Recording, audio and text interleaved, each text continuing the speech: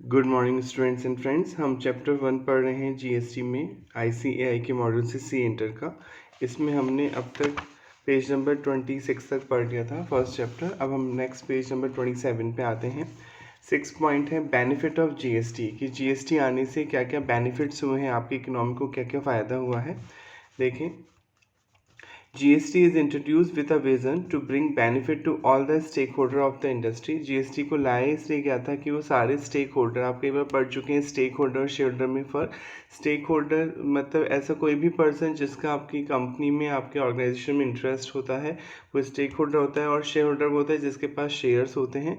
और हर share holder stake holder तो होता ही है, क्योंकि हर शेयर होल्डर का आपके ऑर्गेनाइजेशन में इंटरेस्ट होता है। तो जीएसटी में किन किन का इंटरेस्ट था, सबको बेनिफिट पहुंचाया, चाहे इंडस्ट्री हो चाहे गवर्नमेंट हो। जीएसटी के आने से इनको फ़ायदा हुआ है और सिटीज़न लोगों को फ़ायदा हुआ है कि कॉस्ट कम हुई है, प्राइस कम हुई है प्रोडक्ट्स की, जिससे आपको कम कीमत पे प्रोडक्ट्स मिलते हैं।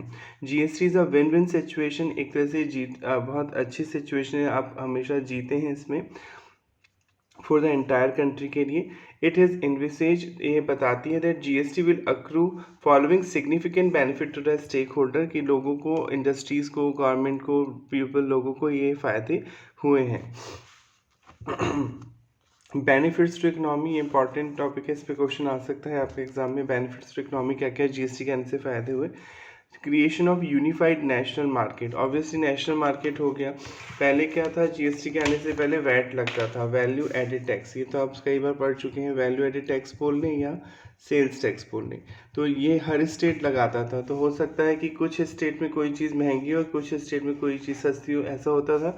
शुगर, चीनी, हो सकता है कि आप जब यूपी में, चाहे सबसे ज़्यादा यूपी में प्रोडक्शन होता है चीनी का, शुगर केन का आपका, तो यूपी में चीनी जीएसटी से पहले की बात है 1 kg मिल रही है सपोज 20 रुपीज़ में, वही चीनी दूसरी जगह मिल रही है दूसरे स्टेट में 35 रुपीज़ में, क्योंकि वैट लगता था और इस वैट लगाने की पावर स्टेट गवर्नमेंट के पास होती थी। तो यूपी में कम था शुगर पे वैट सपोज, तो वहाँ कम मिलेगी। और दूसरे स्टेट में वैट ज़्यादा लगता था सेल्स टैक्स, वहाँ वो सर्विस या वो प्रोडक्ट महंगा होगा। तो अब ऐसा नहीं होता, अब तो यूनिफाइड मार्केट है कि आप चाहे केरला में परचेज़ कर रहे हैं, चाहे आप जम्मू कश्मीर में परचेज़ कर रहे हैं, सेम प्राइस पे ही वो प्रोडक्ट आपको अवेलेबल होगा, क्योंकि अब डिफरेंट डिफरेंट रेट नहीं है प्रोडक्ट पे बैठ के। अब सिंगल रेट है, चाहे आप केरला में शॉपिंग कर रहे हैं तब भी 18%, कहीं और शॉपिंग कर रहे हैं तो भी 18% रेट है।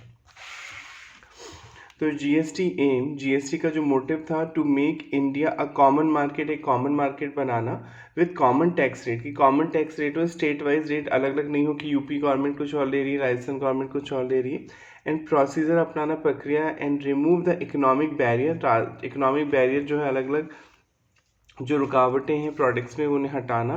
There bye paying the way, इस तरह से एक तरह से वो रास्ता बनाना फॉर एन इंटीग्रेटेड इकोनॉमी, की पूरा इकोनॉमी को एक ही माना जाए एट नेशनल लेवल। तो पहला पॉइंट फ़ायदा तो हुआ है कि यूनिफाइड नेशनल मार्केट हो गया, रेट्स अलग अलग नहीं है, प्रोसीजर अलग अलग नहीं है। पहले हर स्टेट की साइट पे बताया था आपको, लास्ट क्लास में जाना पड़ता था, हर स्टेट की वेब साइट अलग होती थी, पर अब आपको एक ही साइट पे जाना है जीएसटी साइट पे, तो एक यूनिफॉर्म बोलते हैं टैक्स को अप्लाई किया है जीएसटी ने। Second, boost to make in India initiative, make in India को प्रमोट करता है जीएसटी, क्योंकि आप पढ़ चुके हैं जीएसटी कंजम्पशन बेस्ड टैक्स है। जीएसटी एक consumption final destination based tax है। तो सपोज आपने इंडिया में बनाया कोई प्रोडक्ट, 10 लाख रुपीज़ की वैल्यू है, आप 10 लाख पे सेल करेंगे। अब ये इंडिया में बनाया, अब आप इसे बाहर यूएसए को एक्सपोर्ट कर रहे हैं, यूनाइटेड स्टेट्स ऑफ अमेरिका को एक्सपोर्ट कर रहे हैं, तो ये गुड्स कंज्यूम कहाँ होगा, जीएसटी मतलब गुड्स जो आपने बेच रहे हैं 10 लाख का, कंज्यूम कहाँ होगा, यूएसए में, अमेरिका में। तो टैक्स कहाँ, आप जब जीएसटी गुड्स इंडिया के बाहर कंज्यूम होगा तो आप इसे एक्सपोर्ट बोलते हैं। तो पता ही है आपको, जब आप इंडिया से बाहर कोई सामान बेचते हैं, किसी को सप्लाई करते हैं, तो वो एक्सपोर्ट है। और जीएसटी तो डेस्टिनेशन बेस्ड टैक्स है, अगर वो गुड्स इंडिया में कंज्यूम होगा तो ही जीएसटी लगेगा। अब ये गुड्स कहाँ कंज्यूम होगा, इंडिया से बाहर, तो एक्सपोर्ट पे किसी तरह का जीएसटी नहीं लगेगा। तो एक तरह से मेक इन इंडिया को प्रमोट करता है जीएसटी, कि अगर आप भारत में बनाते हैं और फिर बाहर एक्सपोर्ट करते हैं तो हम आपसे टैक्स नहीं लेंगे। टैक्स नहीं लेने से गुड्स की प्राइस कम हो जाती है और वो दूसरी कंट्री के लोगों के लिए सस्ता हो जाता है सामान, तो वो आपसे ज़्यादा खरीदेंगे। तो जीएसटी मेक इन इंडिया को प्रमोट करता है, क्योंकि एक्सपोर्ट पे किसी तरह का जीएसटी नहीं लगता। हाँ, इंपोर्ट पे लगेगा, जैसे यूएस से कोई सामान आपने इंडिया में इंपोर्ट किया, इम्पोर्ट मतलब मंगवाया, तो वो गुड्स कहाँ कंज्यूम होगा, इंडिया में, भारत में कंज्यूम होगा, तो जीएसटी लगेगा, क्योंकि कंजम्पशन बेस्ड टैक्स है। इम्पोर्ट पे तो चार्ज किया जाएगा, पर एक्सपोर्ट पे कोई जीएसटी चार्ज नहीं होगा। GST has given a major boost, बहुत ज़्यादा फायदा दिया जीएसटी ने to the make in India initiative, Bharat में बनाओ आंदोलन को, जो पीएम मोदी की आप सुनते हैं, आपके प्राइम मिनिस्टर बार बार बोलते हैं कि इंडिया एक्सपोर्टर करने में नंबर 1 बन जाए जल्दी, of the government of India by making goods and services produced in India, अगर आप भारत में बनाते हैं, competitive in the national as well as international market, क्योंकि आप ऐसी चीज़ें बनाइए जो कॉम्पिटिटिव नेचर की, ख़राब नहीं होनी चाहिए, वो गुड्स अच्छी क्वालिटी का बनाइए ताकि वो कॉम्पिटिटिव बन जाए नेशनल, ना केवल इंडिया में बल्कि नेशनल मार्केट के लिए। Further all imported goods are being charge integrated tax, और इम्पोर्ट पे तो लगेगा आईजीएसटी क्योंकि इम्पोर्ट जब आप करेंगे तो गुड्स इंडिया में कंज्यूम होगा, और GST final consumption based tax है, जहाँ पे कंज्यूम हो रहा है वहीं टैक्स लगेगा, तो इंपोर्ट पे तो लगता है विच इज़ मोर और लेस इक्वलेंट टू सीएसटी और एसजीएसटी के इक्वल लगता है, क्योंकि आईजीएसटी की रेट हमेशा सीजीएसटी एसजीएसटी के बराबर ही होती है, ज़्यादा भी हो सकती है पर इनसे कम नहीं होती है, कभी भी बराबर ही होती है। दिस ब्रिंग पैरिटी, पैरिटी मतलब इक्वालिटी, पैरिटी का मतलब होता है इक्वालिटी आती है taxation local and imported goods पे, कि हम लोकल गुड्स पे भी लगा रहे हैं जीएसटी, और आप इंपोर्ट करके जब भारत में बेच रहे हैं तो उस पर लगा रहे हैं, क्योंकि बिक तो इंडिया में रहा है इंपोर्ट करने के बाद गुड्स, और इंडियन गुड्स भी इंडिया में बिक रहे हैं, तो फिर हम पैरिटी इक्वालिटी लाने के लिए इम्पोर्ट पर जीएसटी ज़रूर चार्ज करते हैं। तो एक तो आपका नेशनल मार्केट यूनिफाइड हो गया, मतलब एक यूनिफॉर्म मार्केट हो गया, आप इसे ऐसे भी समझने सकते हैं फर्स्ट पॉइंट को। दूसरा, मेक इन इंडिया को प्रमोट करता है जीएसटी को, कि एक्सपोर्ट पे कोई जीएसटी नहीं चार्ज किया जाता है। Third, boost to investment and employment, obviously अगर जीएसटी आने से अब एक ही मार्केट हो गया, कई सारे टैक्सेस जीएसटी में मर्ज हो गए, लोगों को प्रॉब्लम कम हो रही है, तो बिजनेस करने पे ध्यान देंगे लोग। पहले अलग अलग साइट पे जाना पड़ता था, बहुत लेंदी प्रोसेस था, वैट के लिए स्टेट की साइट पे जाओ, एक्साइज ड्यूटी पे करनी है तो सेंट्रल गवर्नमेंट की साइट पे जाओ, एक्साइज के अकॉर्डिंग रिकॉर्ड अलग मेंटेन करो, स्टेट के अकॉर्डिंग अलग रिकॉर्ड मेंटेन करो, तो बहुत ज़्यादा प्रॉब्लम्स होती थी, बहुत ज़्यादा टाइम कंज्यूमिंग प्रोसेसेस होते थे। पर अब एक ही प्रोसेस हो गया कि एक ही साइट पे ध्यान रखना है, एक ही तरह के रिकॉर्ड आपको मेंटेन करने हैं जो कहे जाएंगे, तो इससे बिजनेसमैन अपने बिजनेस पे ध्यान दे पाएंगे। जनरली जो छोटे बिजनेसमैन हैं, बड़े बिजनेसमैन तो चलो अपने एम्प्लॉय से काम करा लेंगे, लोग रख लेंगे, रोजगार दे देंगे, पर छोटे जो बिजनेसमैन है वो भी अब अपने बिजनेस पे ध्यान दे पाएंगे बजाय सारे कॉम्प्राइंसेस में लगने के, और इससे एम्प्लॉयमेंट जनरेट होगा जब बिजनेसेस बढ़ेंगे, ग्रो करेंगे। The subsuming of major central and state tax, subsume मतलब मर्ज हो गए वो मेजर सेंट्रल और स्टेट टैक्स जीएसटी में, complete and comprehensive broad set of an input tax on goods and service, आप पढ़ चुके इनपुट टैक्स का ग्रेड मिलता है जो आप खरीदने पे देते हैं, and phasing out of central sales tax would reduce the cost, आपने सेंट्रल सीएसटी को हटा दिया तो कॉस्ट कम हो गई, पहले मल्टीपल टैक्स लगते थे, टैक्स पे टैक्स लगते थे, would reduce the cost of locally manufactured goods and services, इससे प्रोडक्ट की कॉस्ट कम हुई, रिजल्टेंटली एज ए रिजल्ट परिणाम स्वरूप the competitiveness of Indian goods and service in the international market में इंक्रीज, क्योंकि आपकी प्रोडक्ट की कॉस्ट कम होगी तो दूसरे देश के लोग आपसे प्रोडक्ट खरीदने में इंटरेस्टेड रहेंगे, आपकी इससे कॉम्पिटिटिवनेस बढ़ेगी, आप प्रतिस्पर्धा कर पाएंगे दूसरे प्रोडक्ट के साथ, फॉरेन प्रोडक्ट के साथ। Increase to give boost to investment, इससे इन्वेस्टमेंट को बूस्ट मिलेगा, मतलब प्रोत्साहन मिलेगा, इंक्रीज होंगे इन्वेस्टमेंट इंडिया में, एंड इंडियन एक्सपोर्ट बढ़ेगा। With a boost in export बढ़ने से एंड मैन्युफैक्चरिंग एक्टिविटी बढ़ने से more employment would be generated, काफ़ी लोगों को रोजगार मिलने की संभावना होगी, जनरेट होंगे, एंड जीडीपी वुड इंक्रीज, और आपको ग्रॉस डोमेस्टिक प्रोडक्ट बढ़ेगा। तो एक तो नेशनल यूनिफॉर्म नेशनल मार्केट हो गया, मेक इन इंडिया को प्रमोट करता है जीएसटी, इससे इन्वेस्टमेंट और एम्प्लॉयमेंट को बूस्ट मिला है, प्रोत्साहन मिला है, बढ़ावा मिला है। नेक्स्ट पॉइंट है ease of doing business, obviously business करना तो आसान हुआ ही है, डिफरेंट साइट्स पे नहीं जाना, एक ही साइट पे जाना है, और आपको डिफरेंट फॉर्म नहीं भरने, पहले वैट में अलग रिक्वायरमेंट थी, एक्साइज में अलग रिक्वायरमेंट थी, अब ऐसा नहीं है। सिंपलर टैक्स रेजिम मतलब वो एरिया है टैक्स का, ये विथ फ्यूअर एग्जेम्पशन, आपको कुछ एग्जेम्पशन मिलते हैं, एग्जेम्पशन मतलब जब कुछ केसेस आप पढ़ेंगे जहाँ पे आपको जीएसटी नहीं देना होता है गुड्स एंड सर्विसेज पे, along with reduction in multiplicity of taxes, बहुत सारे टैक्सेस को रिड्यूस किया गया, हटा दिया गया है under GST, has led to simplification, इससे सिंप्लीफिकेशन आया है, ईजी हुआ है, एंड यूनिफॉर्म हुआ है टैक्स स्ट्रक्चर। यूनिफॉर्म मतलब एक ही रेट हो गई है, पहले अलग अलग रेट होती थी प्रोडक्ट्स पे क्योंकि वैट लगाने की पावर स्टेट के पास में होती थी। तो हो सकता है किसी स्टेट में इस पेन पे 10% वैट लगता था और किसी स्टेट में इसी पेन को बेचने पे 15% वैट लगता था, पर अब ऐसा नहीं होता, यूनिफॉर्म हो चुका है, इक्वल हो चुका है टैक्स स्ट्रक्चर, हर स्टेट में इंडिया के एक ही रेट है। The uniformity in laws, procedure and tax rate across the country making doing business easier, इससे बिजनेस करना आसान हुआ है। कॉमन डेफिनेशंस हैं, कॉमन फॉर्म है, फॉर्मेट है, कॉमन इंटरफेस है, यानी एक ही साइट है through GST portal, result in efficiencies and synergies across the board. इससे आपको अक्रॉस द बोर्ड मतलब पूरे ब्रॉड लेवल पे आपको फ़ायदा हुआ। सिनर्जीज का मतलब होता है, अगर आप लॉ की लैंग्वेज में बोल रहे हैं, नॉर्मल लैंग्वेज में, कि वैसे अपन 2+2 अगर देखें तो 4 होते हैं, पर जहाँ पे 2+2 5 हो जाए, मतलब आपको जो बेनिफिट मिलना चाहता है मिलना चाहिए उससे कहीं ज़्यादा बेनिफिट मिल रहा है, तो ऐसी सिचुएशन को सिनर्जी बोला जाता है। तो जीएसटी में ऐसा ही हुआ है क्योंकि बहुत सारे मल्टीपल टैक्सेस हट गए, जीएसटी की रेट सेम हो गई, तो बेनिफिट्स बहुत ज़्यादा आपको मिले हैं जीएसटी की वजह से। नेक्स्ट, सर्टेनिटी इन टैक्स एडमिनिस्ट्रेशन। टैक्स एडमिनिस्ट्रेशन भी इजी है, अब आपको डिफरेंट साइट्स पे टैक्स वालों के लिए भी इजी हुआ क्योंकि उन्हें भी फिर अलग अलग साइट्स पे जाना पड़ता था। सेंट्रल एक्साइज ड्यूटी देनी है तो एक्साइज की साइड को ध्यान में रखो, वैट टैक्स में वैट की चोरी कर रहा है कोई सेल्स टैक्स की, तो साइड आप स्टेट की वैट साइट पे जाते थे, पर अब ऐसा नहीं है। कॉमन प्रोसीजर हो गया, रजिस्ट्रेशन ऑफ टैक्स पर आप पढ़ चुके थे, ऑनलाइन ही होता है अब registration. Refund of tax online है, यूनिफॉर्म फॉर्मेट है टैक्स रिटर्न के, कॉमन टैक्स बेस है, कॉमन सिस्टम है क्लासिफिकेशन ऑफ गुड्स और services along with timeliness of for every activity, ensure certainty in tax administration across India. आपको एक जैसा administration है पूरे इंडिया में, तो इससे सर्टेनिटी आई है, टैक्स एडमिनिस्ट्रेशन करना, टैक्स का मैनेजमेंट करना ईजी हुआ है। आई होप यहाँ तक आ गया होगा। नेक्स्ट टॉपिक है ईजी टैक्स कॉम्प्लायंसेस, की टैक्स के जो कॉम्प्लायंसेस है, कॉम्प्लायंस मतलब लॉ की रिक्वायरमेंट को फुलफिल करना, लीगल फॉर्मेलिटीज़ को पूरा करना, उसके लिए कॉम्प्लायंस वर्ड यूज़ होता है लॉ में। तो टैक्स के कॉम्प्लायंसेस ईजी हुए हैं क्योंकि सब कुछ ऑनलाइन हो गया, अब आपको ऑफलाइन नहीं है, 99% चीज़ें ऑनलाइन हैं, तो आपको डिपार्टमेंट जाने की ज़रूरत नहीं, से टाइम बचता है और आप टाइम टू टाइम अपने कॉम्प्लायंसेस पूरे कर पाते हैं। Automated processor with greater use of IT, आप इंफॉर्मेशन टेक्नोलॉजी की मदद से सारे प्रोसेस पूरे कर सकते हैं जीएसटी में। GST is a largely technology driven, GST पूरा टेक्नोलॉजी पर बेस्ड है। आपने पढ़ा था जीएसटी एक साइट है, goods and services tax network है जो इन्फोसिस कंपनी मैनेज करती है, तो आप वहाँ जाके सारी फॉर्मेलिटी पूरी कर सकते हैं जीएसटी की।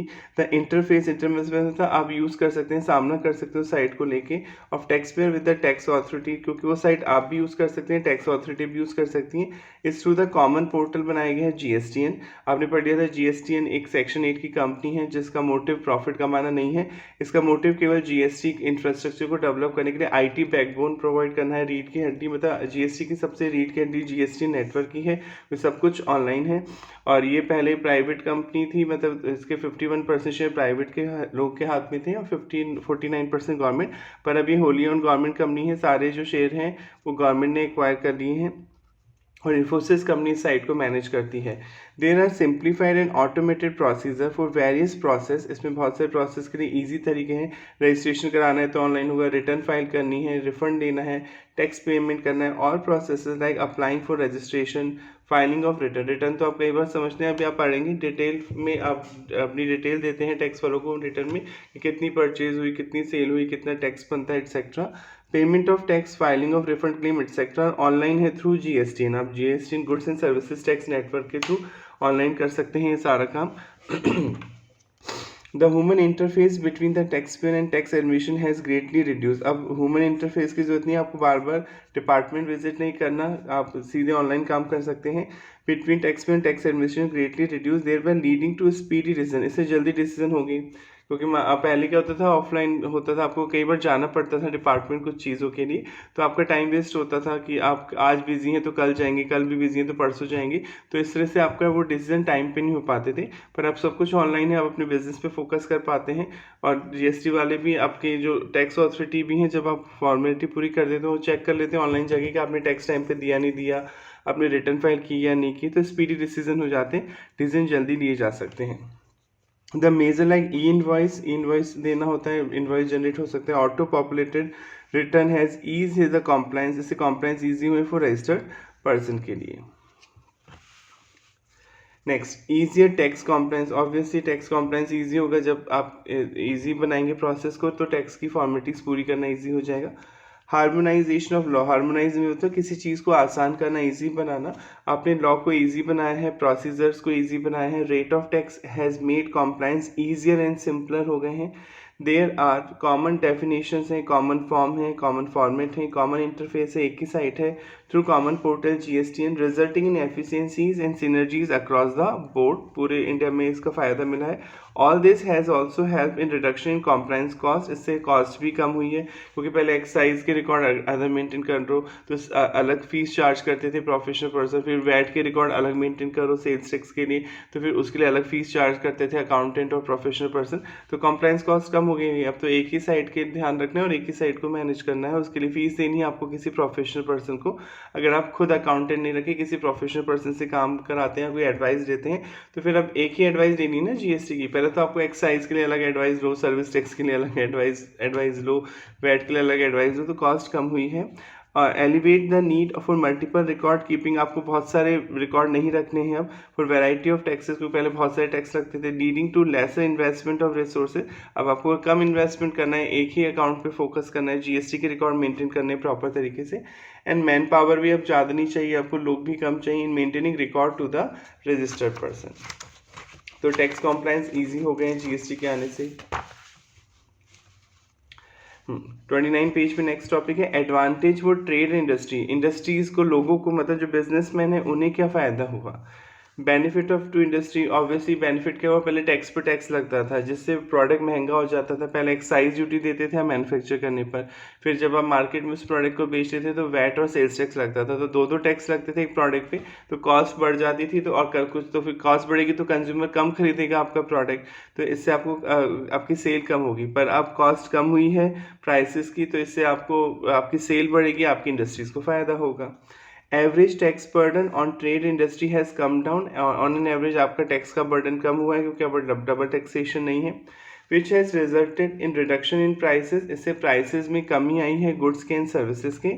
This has resulted in more consumption. जब प्राइस कम होगी तो कंजम्पशन बढ़ेगा, तो आपको पता ही है अगर प्राइसेस कम होती जाएंगी किसी प्रोडक्ट की तो उसका कंजम्पशन बढ़ेगा, which in turn means more production, तो आपको बनाना भी ज़्यादा पड़ेगा और आपकी सेल बढ़ेगी, and thereby boosting the growth of the industry. इससे इंडस्ट्रीज को फायदा होगा। मिटिगेशन मतलब हटाना, ऑफ इल मतलब बेकार, इफेक्ट ऑफ कास्केडिंग। कास्केडिंग का मतलब पढ़ चुके हैं आप कई बार, डबल टैक्सेशन, जब टैक्स पे टैक्स लगता है उस सिचुएशन को कास्केडिंग इफेक्ट बोलते हैं, वो GST में अब हट ही चुका है। GST is a destination based consumption tax है, यानी जहाँ पे वो गुड्स और सर्विस कंज्यूम होगी वहीं टैक्स लगेगा। It has been design in a manner, ये इस तरीके से बनाया गया है so that tax is collected और एट एवरी स्टेज, की हर स्टेज पे टैक्स कलेक्ट होगा। जैसे मैं आपको बेचूंगा तो मैं आपसे लूँगा, आप किसी को बेचोगे तो आप उससे लोगे, वो आगे किसी को बेचेगा तो वो लेगा, तो हर स्टेज पे टैक्स कलेक्ट होगा और प्रीवियस में जो आपने इनपुट टैक्स दिया वो सेट ऑफ होता जाएगा every stage. And the credit of tax paid, credit मतलब जो आपने इनपुट टैक्स का दिया है खरीदने पे उसका क्रेडिट मिल जाएगा। At previous stage is available to set off, आप उसे घटा सकते हैं off the tax to be paid at the next stage of transaction. Next stage मतलब जो आपको आउटपुट टैक्स दिया है, आपने लिया है कस्टमर से बेचते समय, उसमें से जो आपने खरीदने पे इनपुट टैक्स दिया था वो लेस हो जाएगा। दिस इराडिकेट्स मतलब हटाना, निवारण करना, किसी चीज़ को दूर करना। This eradicates tax on tax, अब टैक्स और टैक्स नहीं लगता। And allow cross utilisation of input tax credit. Cross utilisation आप पढ़ चुके थे कि IGST को IGST से सेट ऑफ कर सकते हैं, IGST को CGST से सेट ऑफ कर सकते हैं, IGST को SGST से सेट ऑफ कर सकते हैं, CGST को CGST से सेट ऑफ कर सकते हैं और IGST से सेट ऑफ कर सकते हैं, SGST और UTGST को SGST और UTGST से सेट ऑफ कर सकते हैं या IGST से सेट ऑफ कर सकते हैं। तो वो क्रॉस यूटिलाइजेशन हुआ कि एक इनपुट टैक्स को दूसरे तरह के इनपुट टैक्स आउटपुट टैक्स से सेट ऑफ करना एक क्रॉस यूटिलाइजेशन है। हाँ, बस CGST और SGST आपस में सेट ऑफ नहीं होते। Which of input tax credit मिलता है विच benefit the industry by making the entire supply chain tax neutral. इससे न्यूट्रल रहती है, कोई आपको नुकसान नहीं होता है। आपने जो टैक्स दिया खरीदने पे, भले वो IGST के नाम से दिया क्योंकि आपने इंटर स्टेट परचेज की थी, पर अब अपने स्टेट में बेचे तो CST कलेक्ट करें, वो सेट ऑफ हो जाता था। दस इस तरह से जीएसटी प्रिवेंट रोकता है कास्केडिंग मतलब डबल टैक्सेशन का इफेक्ट, और by providing a comprehensive input tax credit मिल जाता है, जो खरीदने पे आप टैक्स दे रहे हैं उसका क्रेडिट मिल जाता है। Mechanism across the entire supply chain, जब तक कि वो एंड कंज्यूमर के सप्लाई चेन तब तक चलती रहेगी जब तक कि वो प्रोडक्ट एंड कंज्यूमर के हाथ में नहीं पहुंच जाता, कि एंड कंज्यूमर तो आगे बेचेगा ही नहीं सामान। Such a seamless availability of input tax credit, बिना रुकावट के आपको इनपुट टैक्स क्रेडिट मिलता रहेगा। गुड्स और services at every stage of supply help in mitigating, meeting मतलब हटाना किसी चीज़ को, the ill effect of cascading, आपके डबल टैक्सेशन के इफेक्ट हट जाएंगे। Enabling streamlining of business operation, आपका बिजनेस स्मूथ हो जाएगा। इंप्रूविंग कॉम्पिटिटिवनेस बढ़ेगी, क्योंकि प्रोडक्ट सस्ता होगा तो प्रतिस्पर्धा वो कर सकते हैं, जो फॉरेन प्रोडक्ट है उनके साथ कॉम्पिटिटिव बन सकता है। In the market in India and across globe, पूरे इंड वर्ल्ड में वो कॉम्पिटिटिव बन सकता है आपका product. Next, benefit to small trader and entrepreneurs, के स्मॉल ट्रेडर एंटरप्रेन्योर को क्या फ़ायदा हुआ है। तो जीएसटी में एग्जेम्पशन लिमिट पहले 40 लाख से नीचे अगर आपकी सेल है, 10 लाख भी सेल होती थी, 15 लाख भी, तो वैट में रजिस्ट्रेशन आपको कराना पड़ता था, वैल्यू एडेड टैक्स, क्योंकि सेल्स टैक्स तो देना होता था। पर अभी लिमिट 40 लाख हो गई है, अगर आप गुड्स बेचते हैं तो 40 लाख से ऊपर होने पे ही आपको जीएसटी नंबर लेना होगा। और सर्विस में भी 20 लाख कर दी है, लिमिट पहले 10 लाख थी, कि अगर आप सर्विस देते हैं और 10 लाख से ज़्यादा हैं तो ये सर्विस टैक्स देना पड़ता था, पर अब 20 लाख है। अगर आप सर्विस दे रहे हैं और 20 लाख से ज़्यादा की सर्विस दे रहे हैं तब भी जीएसटी नंबर लेना है। अगर आपकी सर्विसेज की वैल्यू 20 लाख से कम रहती है, आप साल भर में 20 लाख से ज़्यादा की सर्विसेज नहीं देते, तो जीएसटी भी देने की ज़रूरत नहीं है। तो आपको स्मॉल ट्रेडर को फ़ायदा हुआ, कोई टैक्स नहीं देंगे आप अपने किसी चीज़ पर, तो प्रोडक्ट सस्ता हो जाएगा, और जब प्रोडक्ट सस्ता होगा तो आपको फ़ायदा मिलेगा। स्मॉल ट्रेडर भी आगे बढ़ सकते हैं, सेविंग कर सकते हैं और फ्यूचर में अपना बिजनेस बड़ा कर सकते हैं। GST has increase the threshold मतलब एग्जेम्पशन लिमिट, एक limit for GST registration for small business के लिए बढ़ाई है। Small business have also been provided the benefit of composition scheme, आपको बताया था, वैसे एक चैप्टर भी आएगा कंपोजिशन स्कीम, आप ले सकते हैं, जिसमें कम रेट से जीएसटी देना होता है। With the creation of a seamless national market बन जाए across the country, small enterprises will have an opportunity, आपको भी एक मौका मिले टू एक्सपेंड, अपने बिजनेस को बढ़ाने का, the national footprint with minimal investment, आपको बहुत कम इन्वेस्टमेंट करके मौका मिले अपने बिजनेस को नेशनल लेवल पर ले जाने का, इसलिए स्मॉल बिजनेसेस को ज़्यादा फायदा दिया गया है जीएसटी में। फिर इन्होंने एक चार्ट दे रखा है पेज नंबर 30 पर, कि जीएसटी के आने से किससे कितना बेनिफिट मिला, ये आप रीड कर सकते हैं, पॉइंट्स ही हैं जो आपने पढ़े, इसमें कुछ हार्ड नहीं आपको ऐसा नहीं है कि समझ में नहीं आएगा। आगे बढ़ते हैं, क्विज टाइम आ गया, ठीक है। देखिए question time, presently dash is leviable on dash of petroleum and diesel, आपने पढ़ा था कुछ प्रोडक्ट अभी भी जीएसटी के दायरे में नहीं आते हैं। एक तो alcoholic liquor for human consumption, शराब नहीं आती है, उस पर वही स्टेट एक्साइज ड्यूटी और आपका वैट और सीएसटी लगता है। और कुछ पेट्रोलियम प्रोडक्ट्स हैं जिनके नाम आपने पढ़े थे, पेट्रोल जो क्रूड ऑयल था, कच्चा तेल जो था, diesel, aviation turbine fuel, natural gas, petrol, ये भी जीएसटी के दायरे में नहीं आते अभी। ये उस दिन से आएंगे जिस दिन जीएसटी काउंसिल गवर्नमेंट को रिकमेंडेशन देगी कि अब से ये गुड जीएसटी के दायरे में आने चाहिए।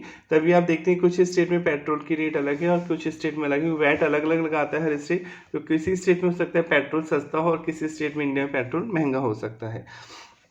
तो आपको बताना है पेट्रोल डीजल पे अभी क्या लगता है, तो जीएसटी तो लगता है नहीं, जीएसटी तो लगता ही नहीं है, अभी पढ़ चुके हैं, तो ऑप्शन नहीं हो सकता। Central excise duty manufacture production, हाँ ये लगती है, अगर आप प्रोडक्शन कर रहे हैं ना, पहले क्रूड ऑयल आता है, क्रूड ऑयल को प्रोसेस करके आप पेट्रोल डीजल बना रहे हैं तो मैन्युफैक्चर करें तो एक्साइज ड्यूटी तो लगेगी, पुरानी टैक्स तो लगेगी। सेंट्रल सेल्स टैक्स भी लग सकता है, अगर आप एक स्टेट से दूसरे स्टेट बेचेंगे तो सीएसटी लगेगा इन प्रोडक्ट पे, क्योंकि ये प्रोडक्ट अभी जीएसटी के दायरे में तो नहीं आते, तो पुराने टैक्स ही लगेंगे। वैल्यू एडेड टैक्स यानी सेल्स टैक्स तो लग सकता है, इंटरेस्ट मतलब सेम स्टेट में बेच रहे हैं तो ये लगेगा। स्टेट एक्साइज ड्यूटी नहीं, स्टेट एक्साइज ड्यूटी नहीं लगती थी पेट्रोल पे पहले भी, वो तो सेंट्रल गवर्नमेंट ही लेती थी। तो फर्स्ट, सेकंड और ये फोर्थ वाला ऑप्शन हो गया, तो इसमें देख लीजिए कौन सा ऑप्शन है, ये वाला फर्स्ट भी आएगा, यानी एक्साइज ड्यूटी भी लगती है मैन्युफैक्चर प्रोडक्शन करने पे पेट्रोल डीजल पे। थर्ड, सेंट्रल सेल्स टैक्स भी लगेगा अगर आप एक स्टेट से दूसरे स्टेट बेचते थे पहले, और अभी तो इन पे लगता है इंटर स्टेट से। वैल्यू एडेड टैक्स अगर सेम स्टेट में बेचते हैं तो। कॉन्स्टिट्यूशनल प्रोविजन में आपको पहले पढ़ाते थे, लास्ट में वीडियोस में आप देख सकते हैं, तो ये टॉपिक दोबारा नहीं पढ़ेंगे। पेज नंबर 35 पे आते हैं। Significant provision of constitution 101 amendment act 2016 की चेंजेस इन ब्रीफ। आपको बहुत पहले ही बता दिया था फर्स्ट और सेकंड लेक्चर में समझाते टाइम कि जब जीएसटी इंडिया में आना था, कोई भी लॉ बनाने के लिए जो पावर है किसी भी गवर्नमेंट को, चाहे वो स्टेट गवर्नमेंट हो चाहे वो सेंट्रल गवर्नमेंट हो, तो वो आपको यूनियन लिस्ट जो कॉन्स्टिट्यूशन का 7th शेड्यूल है उसमें यूनियन लिस्ट बनी हुई है, एक स्टेट लिस्ट बनी हुई है और एक कॉन्कर लिस्ट बनी हुई है। तो वो कानून बनाना है, तो अगर सेंट्रल गवर्नमेंट कोई कानून बनाना चाहती है तो वो टॉपिक यूनियन लिस्ट में होना चाहिए, स्टेट गवर्नमेंट कोई कानून बनाना चाहती है तो वो टॉपिक स्टेट लिस्ट में होना चाहिए, और कॉन्कर लिस्ट में वो टॉपिक होते हैं जिन पे दोनों सरकारें कानून बना सकती हैं। पर जीएसटी जो था वो किसी भी लिस्ट में था ही नहीं। जीएसटी जो था एक टॉपिक है, गुड्स एंड सर्विसेज टैक्स, वो किसी भी लिस्ट में था ही नहीं। तो फिर जब लिस्ट में नहीं था तो पहले आपको कॉन्स्टिट्यूशन को अमेंड करना पड़ेगा। कॉन्स्टिट्यूशन को हमने अमेंड किया, सुधारा, उसमें जीएसटी का टॉपिक ऐड किया और उसके बेस पे जीएसटी लगाया गया। तो उसी को और थोड़ा बता रखा है कि जीएसटी जो कॉन्स्टिट्यूशन में अमेंडमेंट किया गया जीएसटी को लाने के लिए, उसमें क्या क्या चेंजेस हुए। कॉन्करेंट पावर मतलब साइमल्ट दोनों को पावर दी गई on parliament and state legislature to make law governing tax on goods and service. आप पढ़ चुके हैं इंडिया में डुअल बेसिस पे जीएसटी लगाया जाता है। ब्राज़ील कनाडा के बाद इंडिया 3rd कंट्री था जिसने डुअल बेसिस पे जीएसटी लगाया था, यानी स्टेट को भी पावर दी गई और पार्लियामेंट मतलब यूनियन गवर्नमेंट को भी पावर दी गई, सेंट्रल गवर्नमेंट को भी पावर दी गई कि आप टैक्स ले सकते हैं। तभी तो सेम स्टेट में बेचते हैं तो सीजीएसटी और एसजीएसटी लगता है, और एक स्टेट से दूसरे स्टेट जब इंटर स्टेट सेल करते हैं तो आईजीएसटी आपको पे करना होता है। Levy of integrated goods and services tax, IGST, integrated goods and service tax levy मतलब चार्ज किया गया on inter state. Inter state मतलब एक स्टेट से दूसरे स्टेट बेचेंगे तो transaction of goods and services to be levied and collected by central government. ये पैसा आप सेंट्रल गवर्नमेंट को देते हैं आईजीएसटी का, और सेंट्रल गवर्नमेंट पैसा लेने के बाद उस स्टेट को ट्रांसफर करती है पैसा जिस स्टेट में वो गुड्स कंज्यूम हुआ है। वो जीएसटी कंजम्पशन बेस्ड टैक्स है, ऐसे आप पढ़ चुके हैं कई बार, दोबारा देख लें। राजस्थान से कोई आदमी एमपी के आदमी को सामान बेच रहा है सब, और आईजीएसटी चार्ज होगा यहाँ पे क्योंकि एक स्टेट से दूसरे स्टेट सामान जा रहा है। आईजीएसटी कलेक्ट हुआ 10,000, तो ये आईजीएसटी किसको पे होगा, पहले सेंट्रल गवर्नमेंट को, सेंट्रल गवर्नमेंट के पास जाएगा। फिर ये सेंट्रल गवर्नमेंट ये पैसा उस स्टेट को ट्रांसफर करेगी जहाँ पे गुड्स कंज्यूम हुआ है, क्योंकि जीएसटी कंजम्पशन बेस्ड टैक्स है तो सेंट्रल गवर्नमेंट पेमेंट तो सेंट्रल गवर्नमेंट को होगा आईजीएसटी का, फिर सेंट्रल गवर्नमेंट ये पैसा एमपी गवर्नमेंट को ट्रांसफर करेगी।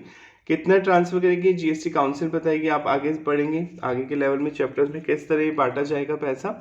अभी तो आप ये समझ लीजिए जीएसटी कंजम्पशन बेस्ड टैक्स है तो उसी स्टेट को फायदा मिलेगा जिस स्टेट में गुड्स कंज्यूम होगा। तो कंज्यूम तो मध्य प्रदेश में हो रहा है, तो फिर सेंट्रल गवर्नमेंट को जो आपने पेमेंट किया है जीएसटी, सेंट्रल गवर्नमेंट ये पैसा एमपी गवर्नमेंट को ट्रांसफर करेगी। आगे लिखा हो गया है इसमें एन अपोर्शनमेंट, अपोर्शन मतलब उस पैसे को बांटा जाएगा, डिस्ट्रीब्यूट किया जाएगा बिटवीन द यूनियन, यानी जो आईजीएसटी है वो बटेगा यूनियन और स्टेट्स के बीच में, इन द मैनर उस तरीके से प्रोवाइडेड बाय पार्लियामेंट जो कि सेंट्रल गवर्नमेंट बताएगी बाय लॉ बना के as per the recommendation of the GST council के कहने पे। आप पढ़ चुके हैं जीएसटी काउंसिल, आगे भी है जीएसटी काउंसिल एक एक्सपर्ट लोगों की कमेटी बनी हुई है। जीएसटी काउंसिल क्या होती है वैसे आप समझ लें, वैसे आप पहले भी बताया था। जीएसटी काउंसिल में 2 लोग तो सेंट्रल गवर्नमेंट के होते हैं, 2 लोग तो सेंट्रल गवर्नमेंट को रिप्रेजेंट करते हैं और बाकी लोग स्टेट के नॉमिनी होते हैं, स्टेट के रिप्रेजेंटेड होते हैं। सेंट्रल गवर्नमेंट के 2 लोग कौन से होते हैं, एक तो फर्स्ट तो फाइनेंस मिनिस्टर जो आपकी निर्मला सीतारमण जी हैं, फाइनेंस मिनिस्टर है हमारे देश की, वो इसकी चेयरपर्सन होती हैं फाइनेंस मिनिस्टर।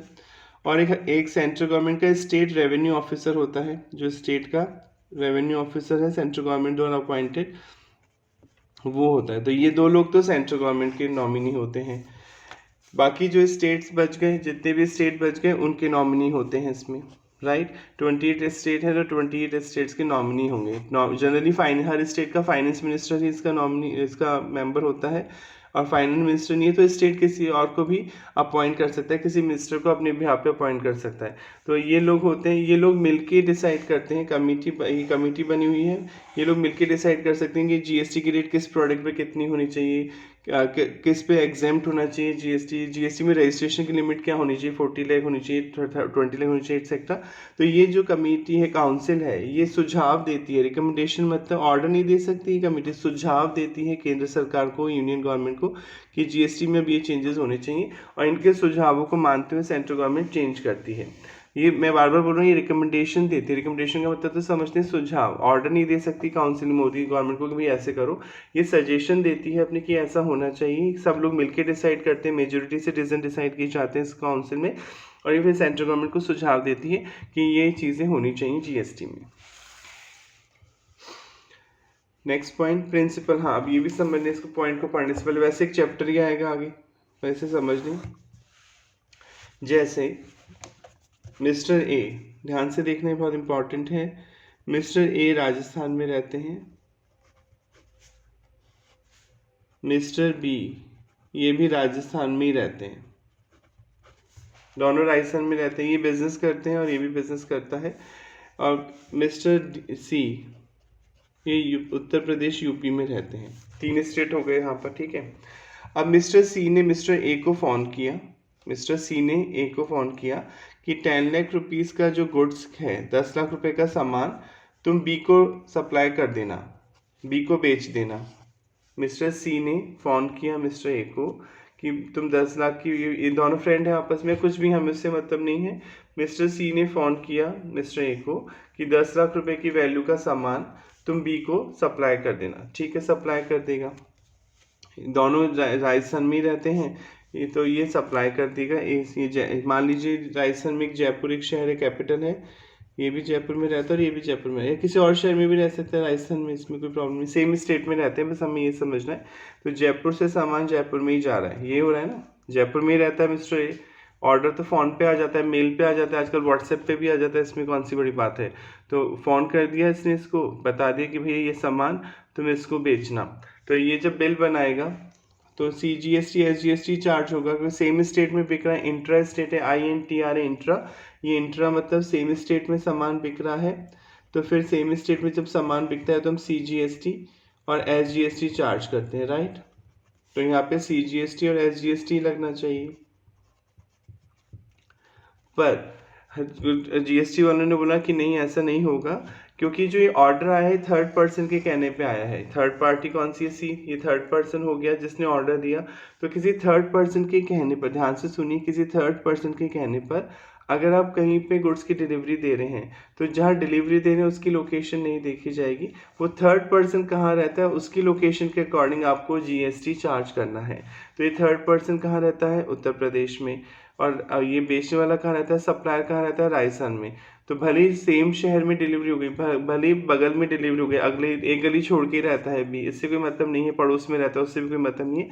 अगर आप थर्ड पार्टी के कहने पे गुड्स की डिलीवरी दे रहे हैं तो थर्ड पर्सन की लोकेशन देखी जाएगी। ये थर्ड पर्सन उत्तर प्रदेश में रहता है, तो ये अज्यूम करेंगे GST वाले कि ये सामान उत्तर प्रदेश के आदमी को बेचा गया है। वैसे प्रैक्टिकली देखा जाए तो ये राजस्थान के आदमी को बेचा गया है, पर क्योंकि ऑर्डर उसने दिया था तो ये माना जाएगा कि ये सामान आपने उसको बेचा है। और जब ये माना जाएगा कि राजस्थान के आदमी ने उत्तर प्रदेश के आदमी को सामान बेचा है तो ऑब्वियसली आप समझ ही गए होंगे, फिर यहाँ पे क्या लगेगा? IGST चार्ज होगा।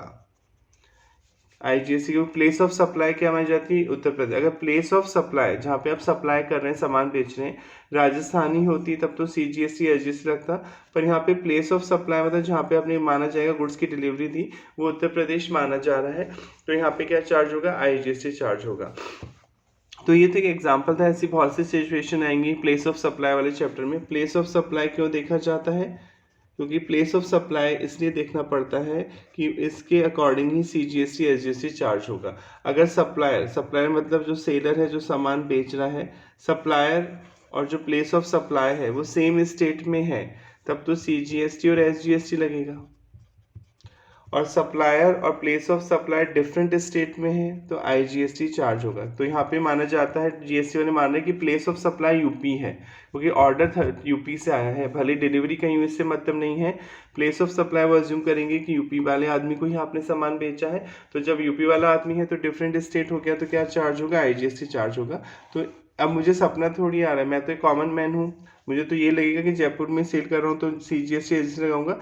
इसी GST वालों ने पूरा चैप्टर ही बनाया है प्लेस ऑफ सप्लाई, उसमें आपको बताया है कि कब वो आप माना जाएगा कि डिफरेंट स्टेट में हुआ काम और कब माना जाएगा सेम स्टेट में हुआ काम। क्लियर, ये चैप्टर ही पढ़ेंगे तो कंफ्यूज होने की ज़रूरत नहीं है। ये तो मैंने आपको नॉर्मल एग्जांपल बताया ताकि आप बैकग्राउंड समझ जाएं कि ये जीएसटी वाले आपको बताएंगे कि कब वो आईजीएसटी कब वो ये अज्यूम करेंगे कि place of supply same state में है, और कब वो ये अज्यूम करेंगे कि place of supply different state में है। पढ़ लें इस पॉइंट को। प्रिंसिपल बनाए गए हैं, रूल बनाए गए हैं फॉर डिटरमाइनिंग, ये पता करने के लिए कि प्लेस ऑफ सप्लाई कब कैसे कैलकुलेट होगा। When a supply take place in the course of interstate trade और कॉमर्स कब माना जाएगा, शैल बी फॉर्मुलेटेड। ये सारे रूल बनाए हैं पार्लियामेंट केंद्र सरकार ने लॉ के द्वारा, तो आप उसमें समझ में आएगा आपको। Next, GST will be levied मतलब चार्ज होगा on all goods and services except alcohol liquor for human consumption. आप ये पढ़ चुके, शराब पे नहीं लगेगा। अगर ह्यूमन कंजम्पशन के लिए आप शराब बनाएंगे तो जीएसटी नहीं लगेगा, बाकी सारे गुड्स और सर्विसेज पे जीएसटी लगता है। On the following product GST shall not be levied, in product पे भी जीएसटी नहीं लगता है टिल अ डेट, उस दिन तक नहीं लगेगा, to be notified on the recommendation of GST council. यानी कब से लगेगा इन प्रोडक्ट पे जीएसटी, आपको जीएसटी काउंसिल जब सुझाव देगी सेंट्रल गवर्नमेंट को, उस दिन से ही जब ये गुड्स जीएसटी के दायरे में आ जाएंगे। यानी अभी आते तो हैं जीएसटी के दायरे में, पर इन पे जीएसटी नहीं लगाया गया है अभी तक। पेट्रोलियम क्रूड कच्चा तेल, हाई स्पीड डीजल को कॉमनली आप पेट्रोल बोलते हैं। हाई स्पीड डीजल यानी पेट्रोल, सॉरी हाई डीजल तो सॉरी ये तो हाई स्पीड डीजल है, तो डीजल की बात कर रहा है। मोटर स्पिरिट को पेट्रोल के नाम से जाना जाता है, मोटर स्पिरिट पेट्रोल हो गया। नेचुरल गैस और एविएशन टर्बाइन फ्यूल जो हेलीकॉप्टर एयरलाइंस में डाला जाता है, एरोप्लेन्स में डाला जाता है, एटीएफ। तो ये प्रोडक्ट उस दिन से जीएसटी के दायरे में आएंगे जिस दिन से जीएसटी काउंसिल बताएगी। अभी इन चीज़ों पे, इन 5 प्रोडक्ट पे वही टैक्स लग रहे हैं जो जीएसटी के आने से पहले लगते थे, यानी सेंट्रल एक्साइज ड्यूटी और सेल्स टैक्स। अगर वेतन स्टेट बेच रहे हैं तो वैट या सेल्स टैक्स, और एक स्टेट से दूसरे स्टेट बेच रहे हैं प्रोडक्ट को तो सीएसटी सेंट्रल सेल्स टैक्स लगता है।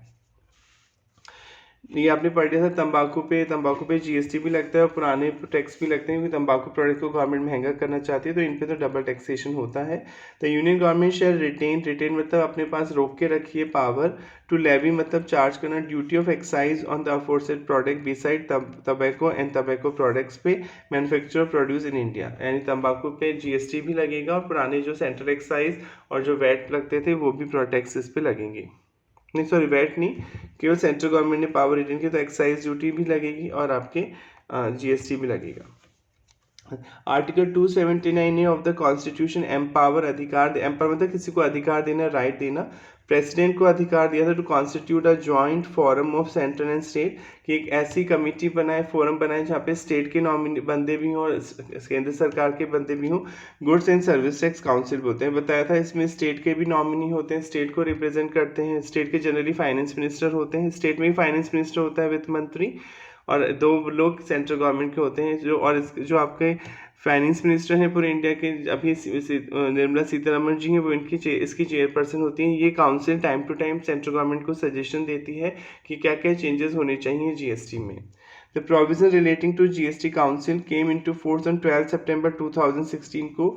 जीएसटी काउंसिल के जो प्रोविजन थे वो अप्लाई हुए थे। प्रेसिडेंट कॉन्स्टिट्यूट जीएसटी काउंसिल और 15 सितंबर 2016 को जीएसटी काउंसिल बनाई गई थी। यानी जीएसटी आने से पहले ही कमेटी बनाना जरूरी था, तभी तो अप्लाई करोगे। अब 2017 में जीएसटी अप्लाई हुआ, 1 जुलाई 2017 से इंडिया में जीएसटी आया, तो काउंसिल पहले ही बनाई थी राष्ट्रपति, और उस टाइम राष्ट्रपति कौन थे हमारे देश के? प्रणब मुखर्जी थे। प्रणब मुखर्जी जी ने इस काउंसिल को कॉन्स्टिट्यूट किया था 15 सितंबर 2016 को। नेक्स्ट, वही चीज़ मैंने आपको समझाया था, बता रखी है। द यूनियन फाइनेंस मिनिस्टर, जो अभी निर्मला सीतारमण जी हैं, इज द चेयरमैन, वो इस काउंसिल की, इस कमेटी के चेयरमैन होंगी of this council. And minister in charge of finance और टैक्स और any other minister nominated by each state और union territory with the legislature are its member. और जो स्टेट्स हैं और जो यूनियन टेरिटरी हैं जिनका खुद की विधानसभा है, यूनियन किनकी आपने पढ़ा था, दिल्ली, पौंडीचेरी और जम्मू एंड कश्मीर, इसको जीएसटी में, वैसे वो यूटी है, दिल्ली भी एक यूनियन टेरिटरी है, पौंडीचेरी भी एक यूनियन टेरिटरी है, जम्मू एंड कश्मीर भी एक यूनियन टेरिटरी है, पर उनके खुद की लेजिस्लेचर, वहाँ खुद की विधानसभा है, तो जीएसटी में उन्हें स्टेट का ही दर्जा दिया गया है। तो जिन स्टेट्स की खुद की लेजिस्लेचर है वो भी एक बंदा नॉमिनेट करेंगे beside the union minister of the state, जो यूनियन मिनिस्टर होगा स्टेट, सारे स्टेट्स का, इंचार्ज ऑफ रेवेन्यू और finance is also its member. तो देखिए दो लोग तो सेंट्रल गवर्नमेंट के हो गए, एक तो फाइनेंस मिनिस्टर खुद जो निर्मला सीतारमण जी वो तो चेयरमैन है, और एक यूनियन मिनिस्टर जो है सारे स्टेट्स का जो यूनियन मिनिस्टर होता है वो इसका मेंबर होगा। तो कितने लोग हो गए इसमें समझ लें। जीएसटी काउंसिल वापस फटाफट, ताकि आप जितनी बार देखेंगे उतनी बार आपको लर्न हो जाएगा सुनने से। दो लोग तो सेंट्रल गवर्नमेंट के हो गए, एक तो फाइनेंस मिनिस्टर आपके देश के जो है निर्मला सीतारमण जी, और दूसरा जो यूनियन मिनिस्टर, जो स्टेट यूनियन मिनिस्टर है, सारे स्टेट्स का इंचार्ज है वो। ये दो लोग तो सेंट्रल गवर्नमेंट को रिप्रेजेंट करते हैं। बाकी जो बच गए 28 स्टेट्स बच गए। पहले 29 स्टेट थे, जम्मू कश्मीर अब तो यूनियन टेरिटरी में कन्वर्ट हो गया। तो 28 लोग मेंबर तो ही हो गए। हर स्टेट एक मेंबर को अपने भी यहाँ पे नॉमिनेट करेगा। जनरली फाइनेंस मिनिस्टर ही होता है उस स्टेट का, और स्टेट चाहे तो किसी और को भी नॉमिनेट कर सकता है। और एक दिल्ली से होगा यूनियन, क्योंकि दिल्ली भले ही वो यूनियन टेरिटरी है पर उसकी खुद की लेजिस्लेचर है, वहाँ विधानसभा है। पौंडीचेरी से एक आदमी होगा, प्लस जम्मू कश्मीर से, तो 3 लोग ये और हो गए। ऐसी यूनियन टेरिटरी जिनका खुद का लेजिस्लेचर है, जिन्हें स्टेट का ही दर्जा दिया गया है जीएसटी में, तो ये टोटल 31 हो गए। तो टोटल आपके कितने मेंबर हो गए यहाँ पर, दो लोग तो सेंट्रल गवर्नमेंट के हो गए 31, ये टोटल 33 मेंबर होते हैं। और ये मेंबर मेजोरिटी से डिसीजन लेते हैं और टाइम टू टाइम गवर्नमेंट को सलाह देते हैं। क्या सलाह देते हैं देखिए, the function of the council is to make recommendation. देखिए रिकमेंडेशन देते हैं, सुझाव, ऑर्डर नहीं दे सकते हैं ये। To the union and states को सुझाव देते हैं on important issue like tax की रेट क्या होनी चाहिए, किस प्रोडक्ट पे क्या रेट होनी चाहिए, एग्जेम्पशन की किस प्रोडक्ट पे नहीं लगना चाहिए जीएसटी, थ्रेशोल्ड लिमिट मतलब एग्जेम्पशन की, जीएसटी रजिस्ट्रेशन की लिमिट क्या होनी चाहिए। अभी 40 लाख है गुड्स पे, अभी आप पढ़ेंगे चैप्टर भी आएगा कि अगर 40 लाख से कम है सेल, गुड्स बेचते हैं आप, तो जीएसटी नंबर नहीं लेना। अगर आप सर्विस देते हैं तो 20 लाख से ऊपर होने पे जीएसटी नंबर लेना है, 20 लाख से नीचे होने पे नहीं लेना है। डिस्प्यूट रेजोल्यूशन, कोई डिस्प्यूट हो गया तो कैसे रिजॉल्व होगा, स्टेट और सेंटर के बीच कोई डिस्प्यूट होता है तो कैसे रिजॉल्व किया जाएगा, etcetera. Next concept of declare goods of special importance, इसे समझ लें ध्यान से। पहले की बात बता रहे हैं, अब नहीं होता ऐसा। अब पहले आप कई बार पढ़ चुके हैं, वैट पहले कौन लगाते थे, स्टेट गवर्नमेंट। वैट बोल रहे हैं सेल्स टैक्स, पहले लेते थे स्टेट गवर्नमेंट।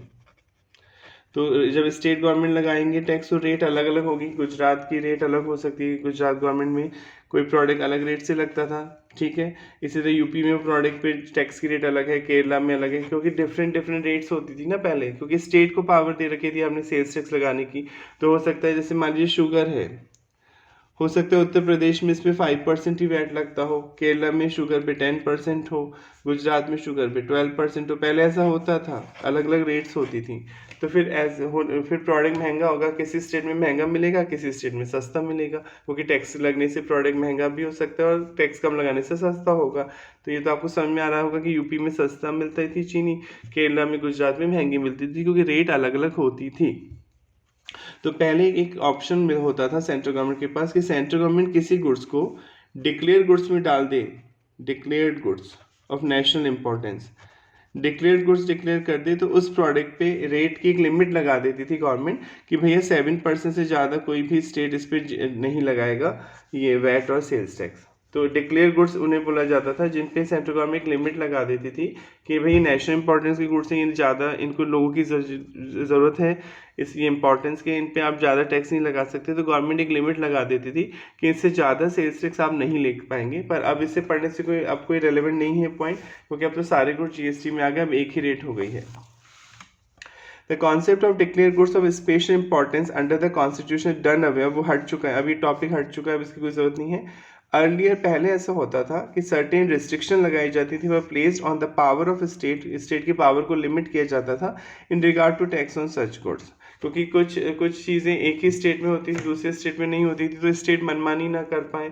जैसे मार्बल की बात करें, अगर आप मार्बल, तो मार्बल राजस्थान में निकलेगा, इंडिया में जो मार्बल निकलता है, मार्बल आप फ्लोर पे लगाते हैं, इसके काफ़ी जगह यूज़ होते हैं, तो मार्बल राजस्थान में निकलेगा। अब राजस्थान गवर्नमेंट तो मनमानी करेगी, इस पर 40% टैक्स लेगी, 50%, क्योंकि पूरे इंडिया में एक जगह निकलता है, दूसरे के बहुत कम निकलता है। तो स्टेट की मनमानी रोकने के लिए ऐसे गुड्स को डिक्लेयर गुड्स में डाल दिया जाता था कि एक लिमिट से ज़्यादा कोई स्टेट गवर्नमेंट इस पर टैक्स नहीं लगा सकती थी।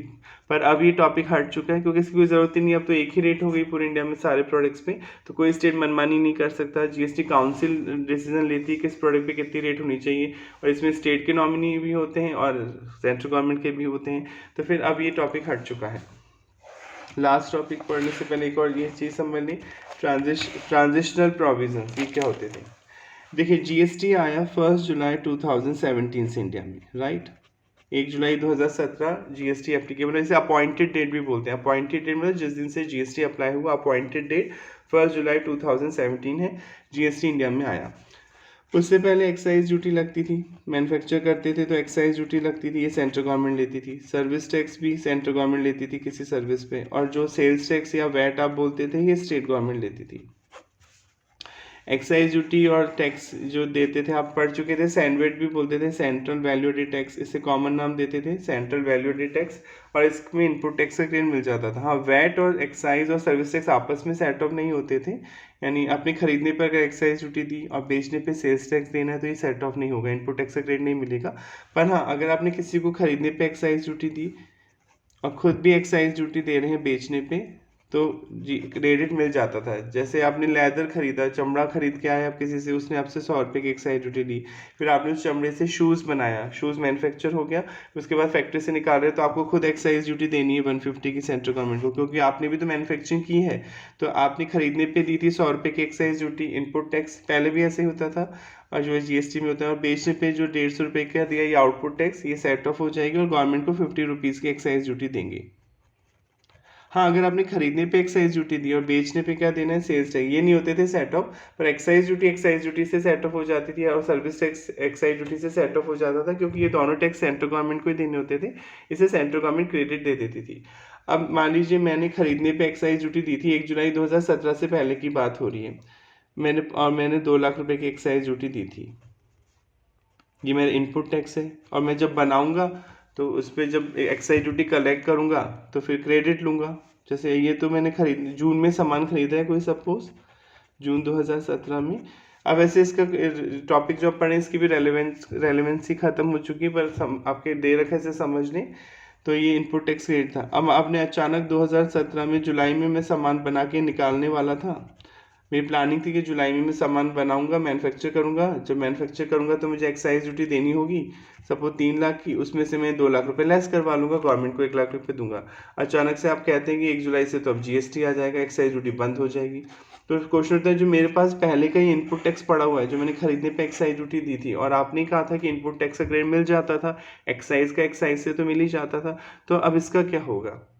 तो इसको आप मुझे आगे जीएसटी से घटाने देंगे या नहीं देंगे, क्या करेंगे इसका। और अगर मुझे इनपुट टैक्स क्रेडिट आप देंगे जीएसटी से, अब तो जीएसटी कलेक्ट होगा जुलाई 17 के बाद, तो ये 2 लाख रुपए का इनपुट टैक्स मैं कैसे घटाऊंगा। तो ये इनको बताने के लिए एक ट्रांजिशनल प्रोविजन बनाया गया, एक टॉपिक बनाया गया ट्रांजिशनल प्रोविजन, कि पुराने से नए के साथ आप कैसे लिंक करेंगे। भाई जो पहली बार जीएसटी नंबर कर रहा है, पहली बार बिजनेस कर रहा है 2017 के बाद, उसे तो कोई प्रॉब्लम नहीं, क्योंकि उसका पुराना कोई इनपुट टैक्स होगा ही नहीं। पर अब जो पहले से बिजनेस करते आ रहे थे, उनके पास तो पड़ा होगा ना इनपुट टैक्स, वो कैसे सेट ऑफ करेंगे। तो ये बताने के लिए ट्रांजिशनल प्रोविजन बनाए गए थे। ट्रांजिशनल प्रोविजन मतलब पुराने टैक्सेस को कैसे आप आगे लेके आएंगे, पुराने रूल्स अगर जीएसटी से क्लैश हो रहे हैं तो क्या होगा। तो take care of any inconsistency, अगर कोई इनकन्सिस्टेंसी थी, मतलब जो मैच नहीं हो रही थे with respect to any law relating to tax on goods और सर्विस और both in force in any state, अगर वो चल रहे थे किसी स्टेट में, सच टैक्स टू कंटिन्यू, उन्हें आगे ले जा सकते हैं, आप कंटिन्यू कर सकते हैं। To be in force until amended, जब तक उन्हें हटा नहीं दिया जाए, रिपील मतलब हटा नहीं दिया जाए, अमेंडेड संशोधित नहीं कर दिया जाए, और until expiration of 1 year from commencement of GST which ever is earlier, GST आने के 1 साल के अंदर आप उनका बेनिफिट ले सकते हैं। तो अब तो ये रेलेवेंट ही नहीं रहा पॉइंट, क्योंकि अब तो जीएसटी आए हुए 5-6 साल हो चुके हैं। तो आई होप यहाँ तक समझ में आ गया होगा। Next question time again, dash is leviable on dash of तंबाकू, आप पढ़ चुके हैं तंबाकू पे पुराने जो सेंट्रल गवर्नमेंट ने एक्साइज ड्यूटी भी लगाती है, और तंबाकू जीएसटी के दायरे में भी आता है। तो जीएसटी लगेगा बिल्कुल सप्लाई पे, सेंट्रल एक्साइज ड्यूटी मैन्युफैक्चर पे लगेगी, बिल्कुल सेंट्रल सेल्स टैक्स नहीं लगेगा तंबाकू पे, क्योंकि ये जीएसटी के दायरे में तो आता ही। अगर एक स्टेट से दूसरे स्टेट तंबाकू बेचेंगे तो आईजीएसटी लगेगा। वैल्यू एडेड टैक्स लगेगा ही नहीं, क्योंकि अभी जीएसटी के दायरे में तो आता ही है। तो सीजी अगर वैट लगता सेम स्टेट में बेचेंगे तो सीजीएसटी आईजीएसटी लगेगा। स्टेट एक्साइज ड्यूटी तो केवल शराब पे लगती है, तो ये तो तंबाकू है, तंबाकू पे तो सेंट्रल एक्साइज ड्यूटी ही लगेगी। तो पहला और दूसरा ऑप्शन ही सही है, यानी तंबाकू पे जीएसटी, यानी ये हो जाएगा जीएसटी, ये लगेगा सप्लाई पे ऑन सप्लाई ऐसे लिखेंगे, ऑब्लिक सेंट्रल एक्साइज ड्यूटी भी लगेगी, central excise duty is leviable on manufacture, अगर आप मैन्युफैक्चर करेंगे of tobacco. Clear? Next question again, dash is leviable on, leviable charge होगा on dash of opium and Indian hemp. Opium अफीम गांजा, अफीम गांजे की नशीली चीज़ों की बात हो रही है। तो आपने पढ़ा था इन पे तो स्टेट ने भी पावर है, अफीम गांजा स्टेट का टॉपिक है तो स्टेट गवर्नमेंट भी टैक्स लेगी पुराने, और ये जीएसटी के दायरे में भी आएंगे। तो जीएसटी इन सब तो लगेगा इन पे बिल्कुल। सेंट्रल एक्साइज ड्यूटी नहीं लगेगी, तंबाकू पे लगती है, इस पे नहीं लगती, इंडियन हेम्प पे। Central sales tax interstate sale पे तो जीएसटी लगेगा ही, अब ये सीएसटी नहीं लगेगा। आईजीएसटी लगेगा, इंटर स्टेट सेल है, क्योंकि ओपियम एंड इंडियन हेम्प ये जीएसटी के दायरे में तो आते ही हैं, और जब आप एक स्टेट से दूसरे स्टेट बेचेंगे तो आईजीएसटी चार्ज होगा। Value added tax interested sale, अभी वैल्यू टैक्स तो लगेगा ही नहीं, क्योंकि अगर सेम स्टेट में बेचेंगे, इंटर मतलब सेम स्टेट में, तो सीजीएसटी और एसजीएसटी चार्ज होगा, तो ये ऑप्शन भी नहीं है। स्टेट एक्साइज ड्यूटी मैन्युफैक्चर, बिल्कुल स्टेट के पास अभी पावर है कि वो नशीली चीज़ों पे आपसे एक्साइज ड्यूटी ले सकती है, तो ये हो गया दोनों ऑप्शन। तो एक तो जीएसटी लगेगा यहाँ पे इंडियन पे, एक स्टेट एक्साइज ड्यूटी लगेगी। जीएसटी किस पे लगेगा? सप्लाई करने पर, ऑन सप्लाई ऑब्लिक, और ये स्टेट एक्साइज ड्यूटी मैन्युफैक्चर पे लगेगी of opium and Indian hemp. तो ऑप्शन होगा फर्स्ट और फिफ्थ पॉइंट वैलिड है। कोई आई होप यहाँ तक आपको समझ में आ गया होगा। अगर कोई प्रॉब्लम आ रही है, बाई चांस किसी टॉपिक को दोबारा समझना है, तो प्लीज़ आप कमेंट करके बता सकते हैं। और आपको अगर लग रहा है कि वीडियोस आपकी हेल्प कर रहे हैं, तो प्लीज़ आप एक कमेंट ज़रूर करें, थैंक्स का या कुछ आप लिखें, जिससे मुझे पता चलता है कि आपको समझ में आ रहा है, ताकि मैं फ्यूचर में आपको और अच्छे तरीके से पढ़ाने की कोशिश करता रहूँ। और अगर आपने अब तक चैनल को सब्सक्राइब नहीं किया है तो सब्सक्राइब कर लें, ताकि जब नया वीडियो आए नेक्स्ट टाइम तो आपको उसकी नोटिफिकेशन टाइम पे मिल जाए। Thank you so much.